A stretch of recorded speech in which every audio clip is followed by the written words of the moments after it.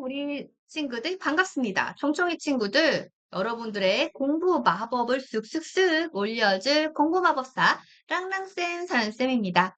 우리 지난 시간에 교과서 읽는 방법 배웠는데요. 교과서를 읽는 방법, 지금까지 알려준 게 설명 소환술, 꼭꼭 씹어서 이해한 후 설명해보기. 두 번째, 6단계 읽기 방법. 이 6단계 읽기로 내 것으로 완벽하게 이해하기가 있었어요. 그 다음, 이 잼이가요, 선생님한테 세상에 교과서 읽는 방법을 또 물어보는 거예요. 아니, 또 없냐? 선생님이 알려준 방법으로 공부를 해보니까 너무너무 잘 이해가 되고 좋더라.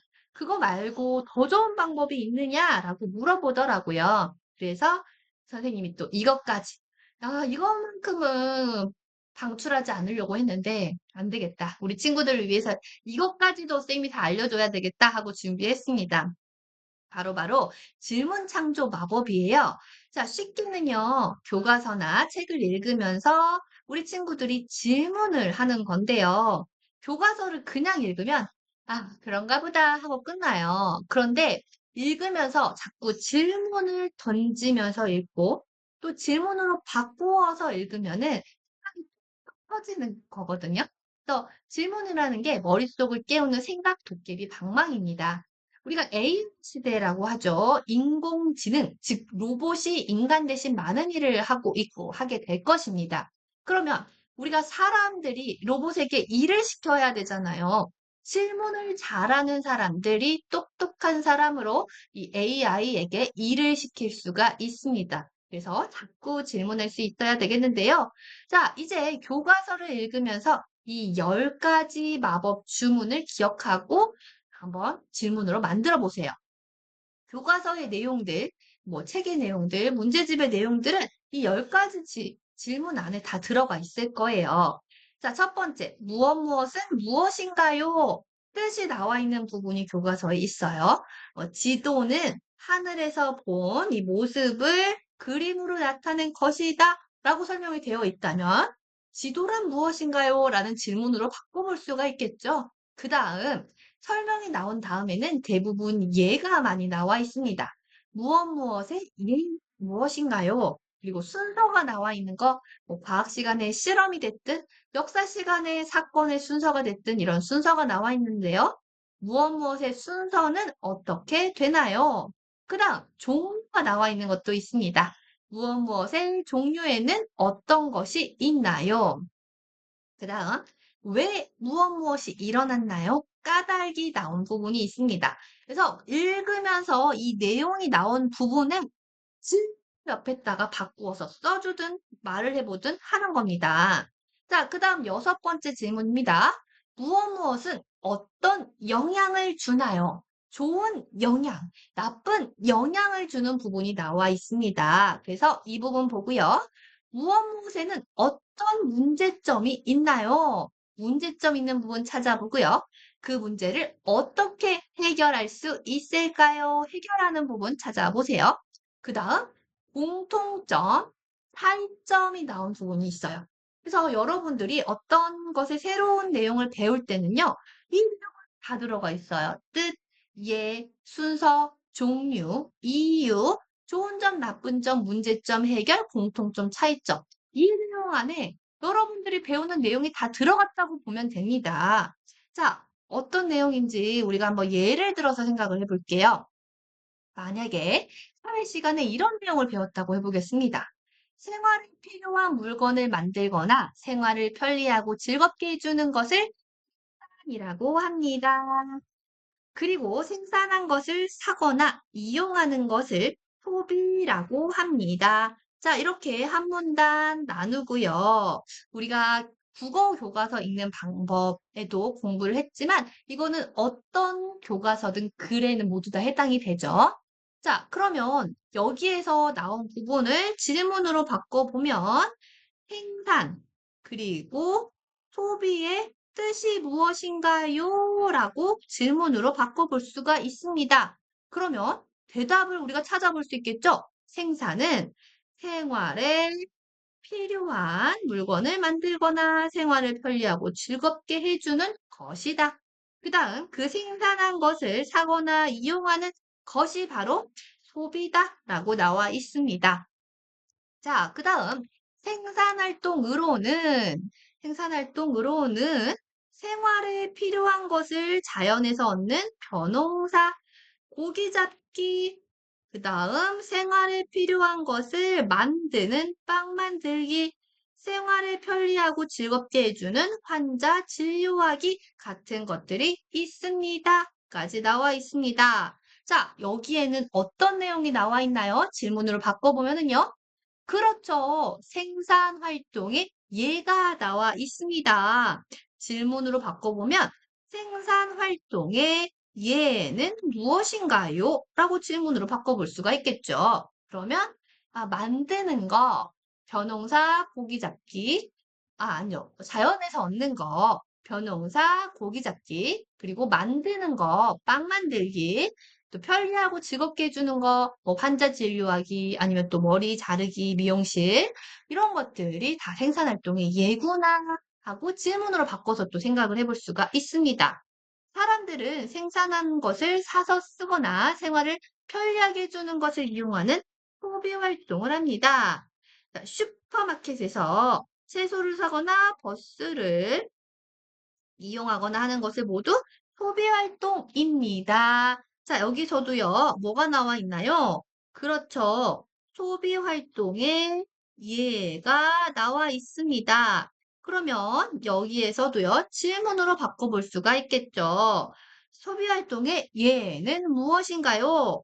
채소를 사거나 버스를 이용하는 것이 있습니다. 라고 바꿔볼 수가 있겠네요.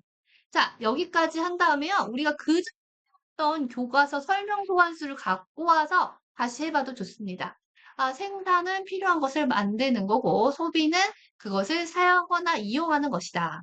생산의 예는 벼농사, 고기 잡기, 빵 만들기, 환자 진료하기, 소비는 채소를 사거나 버스를 이용하기. 이런 것들이 있구나 하고 생각해 볼 수가 있겠죠.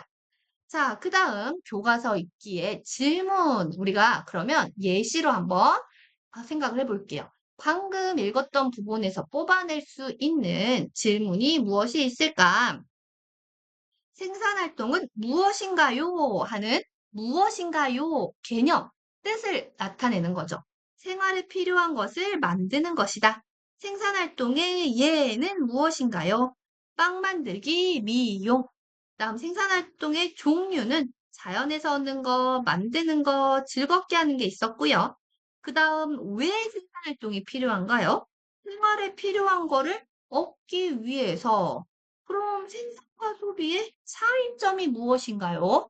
생산은 만드는 것이고 소비는 사용하는 것이다. 아까 우리 10개의 질문을 쭉 보면서요. 방금 읽었던 내용에서 질문을 뽑아낼 수 있는 거를 생각해 볼 수가 있어요. 방금 읽었을 때 읽으면서 바로바로 나왔던 것이 생산과 소비의 뜻, 그 다음 예가 되었고요. 바로바로 나온 건 아니고 생각해 보는 거, 종류라든지 왜 필요하는지, 그 다음 차점이 무엇인지 이거는 이제 질문을 통해서 한 번 더 생각해 볼 수 있는 것이겠죠. 그래서 질문 10개 선생님이 알려준 거를 써서요. 붙여놓고 이제 책을 읽거나 교과서를 읽으면서 이 부분에서 어떤 질문을 할 수 있지? 이 부분에서는 어떻게 말할 수 있지? 이거를 생각을 해보는 거예요. 자, 그러면 이렇게 질문을 해봤잖아요. 그 다음에 이 질문을 문제로 만들어 보면 좋습니다. 우리 친구들이 됐다고 생각을 하는 거예요. 선생님은요, 잘 가르쳐야 되겠지만 또 우리 친구들의 이 평가를 위해서 시험 문제를 내기도 합니다. 그래서 방금 읽었던 부분에 교과서 한 단락을 천천히 읽고요. 그 다음 핵심을 찾아서 뭐 중요한 정보의 밑줄을 긋고 앞에서 배웠던 방법으로 공부를 하고요. 그 다음에 질문을 했던 걸 토대로 문제를 만들어 보는 거예요. OX 문제, 객관식 문제, 서술형 문제, 자, 이런 것들을 한 가지씩 만들어 보는 거예요. 자, 그러면 이제 어떻게 공부를 하느냐? 자, 교과서를 쭉 읽습니다. 그리고 나서 아까 이 마법 질문 10가지 중에서 3개에서 5개 정도를 고르고 그 다음에 직접 그 질문을 통해서 만든 문제를 공책에다가 쓰고 푸는 거예요. 자, 그러면 우리가 여기에서 문제를 만들어 본다고 생각을 해볼게요. 자, OX 문제로 어떻게 만들 수 있을까요? 빵 만들기는 소비 활동에 속한다. OX 이렇게 만들 수 있겠죠. 근데 아까 생각했을 때 얘가 빵 만들기였으니까 아니잖아. X 또는 그러면 객관식 문제도 만들 수가 있어요. 객관식 문제에는 다음 중 생산과 소비에 대한 설명으로 틀린 것은 이런 식으로 한 다음에 다 맞은 거 4개를 넣고 하나만 틀린 걸 넣으면 될 거예요. 그러면 생산은 만드는 것이고 소비는 사용하는 것이다. 2번 생산 활동에서는 자연에서 얻고 우리를 즐겁게 해주는 것들이 있다. 생산 활동에는 빵 만들기와 미용 등이 있다. 이렇게 넣으면 안 되고 이제 소비 활동에는 빵 만들기와 미용 등이 있다. 이렇게 들어가면 그거 틀린 거죠. 그러니까 이건 틀린 거. 이렇게 해서 틀린 거를 하나 넣어가지고 그 다음에 그거를 객관식 문제로 만들면 되겠습니다. 자, 이제 서술형으로 바꾼다. 자, 서술형으로 바꾸면은 어떻게 만들 수 있을까요? 바로 여기서 생산활동과 소비활동의 차이점을 설명하세요 할 수도 있고요. 생산활동과 소비활동의 예가 무엇인지 설명하세요. 생산활동이랑 소비활동이 무엇인지 설명하고 그 예를 쓰세요. 이거는 식으로 바꾸면 됩니다. 그러면 우리가 질문, 아까 이 10가지 질문을 통해서 질문을 하면서 찾아봤던 것들이 문제처럼 바꾸어서 OX 문제, 객관식 문제, 서술형 문제로 바꿔버릴 수가 있다는 거예요. 이렇게 바꾸고 나서 생각을 하면 우리 친구들이 문제를 풀 때도 익숙해요. 왜냐면 내가 만들어봤던 문제들에서 많이 나올 거거든요. 새로운 문제더라도 이미 여러분들이 연습한 거에서 다 풀 수가 있을 겁니다. 자, 그래서요, 사회와 과학 단원이 끝날 때마다 이런 식으로 질문 노트를 만들어 보는 거예요. 그러면 이 단원 평가 전에 내가 만들어 놓은 질문 노트만 봐도 거기 안에 개념이라든지 예라든지 공통점이나 차이점 이런 것들이 한눈에 나와 있기 때문에 우리 친구들이 공부하기 훨씬 편할 겁니다. 자, 그러면 선생님이랑 같이 읽어볼게요. 자, 준비. 오늘 배운 거. 선생님이 엄청난 비법을 알려줬어요. 다 같이 읽어볼게요.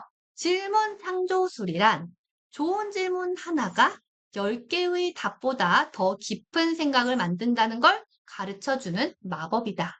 질문을 딱 던지면 내가 교과서를 읽으면서 충분히 이해했던 것도 생산이란 무엇이다 라고 읽었던 것도 생산이란 뭐야? 라고 질문으로 바꿔버리면 이렇게 되거든요. 그래서 더 깊은 생각도 잘하게 되고 이해도 잘하게 된답니다. 그래서 질문으로 바꾸어서 거꾸로 생각하는 거 해보기를 바라겠습니다. 근데 이거는 한 번 한다고 되는 게 아니에요. 몇 번 연습을 하고 10가지의 질문을 꼭 붙여놓고 읽어보길 바랍니다. 자, 오늘요 숙제 나갑니다. 교과서에서요 좋아하는 단락 또는 오늘 뭐 학교에서 배웠던 단락 아니면 문제집도 좋고요. 그것도 없다 그러면 집에 읽는 책 있죠. 이야기책 말고 설명되어 있는 책 하나를 골라가지고 한쪽을 읽어요. 그리고 거기에서 질문을 만들어 봅니다. 선생님이 알려준 그 10가지 질문을 생각을 하면서요. 그리고 답을 찾아가지고 노트를 만들고 그 노트를 사진을 찍어서 인증하거나 또는 가족에게 설명을 해보는 겁니다. 자, 선생님은요, 여러분의 숙제 사진 찍어서 인증된 거 있으면 올려주면 그거 기다리고 있을게요. 여러분들의 숙제 기다릴 테니까요. 많이 많이 댓글 보고 참여해 주길 바라겠습니다. 자, 오늘도 선생님과 함께 공부 마법 배워보았는데요. 엄청난 질문 창조 3였습니다.